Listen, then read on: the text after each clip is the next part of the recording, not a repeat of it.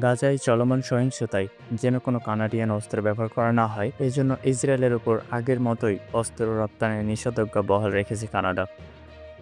রবিবার ৩ আগস্ট তুরস্ক ভিত্তিক সংবাদ মাধ্যম আনাদোলো জানিয়েছেন, কানাডা পররাষ্ট্রমন্ত্রী আনিতা আনন্দ এক বিবৃতিতে বলেছেন, ২০২৪ সালের জানুয়ারি থেকে গাজায় ব্যবহার হতে পারে এমন কোনো সামরিক পণ্যের রপ্তানির অনুমোদন দেওয়া হয়নি। আগেই নিষেধাজ্ঞা এখনও চলছে। তিনি বলেন যে প্রতিবেদনে বলা হয়েছে কানাডা থেকে এখনও অস্ত্র যাচ্ছে, সেটি বিভ্রান্তকর।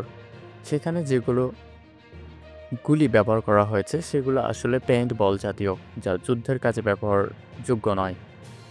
আনন্দ আরও বলেন, যদি কেউ এসব সামগ্রিক অস্ত্র হিসেবে ব্যবহার করতে চায় তাহলে তাদের জন্য আলাদা লাইসেন্স লাগবে, আর সেই লাইসেন্স আমরা দেইনি এবং দেবও না।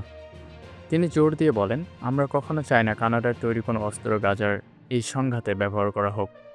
যদি কেউ নিয়ম ভেঙে অস্ত্র রপ্তানি করে তাহলে তার বিরুদ্ধে কড়া আইনগত ব্যবস্থা নেওয়া হবে। তবে এই মধ্যে 4টি মানবাধিকার সংগঠন অভিযোগ তুলেছে, কানাডা আসলে এখানে পরোক্ষভাবে ইসরায়েলকে সামরিক পণ্য পাঠাচ্ছে। তারা ইসরায়েলি ট্যাক্স কর্তৃপক্ষের তথ্য ও শিপমেন্টের কাগজপত্র দেখিয়ে বলেছে, মিলিটারি অস্ত্রের যন্ত্রাংশ ও গুলির মতো কিছু পণ্য এখানে পাঠানো হচ্ছে।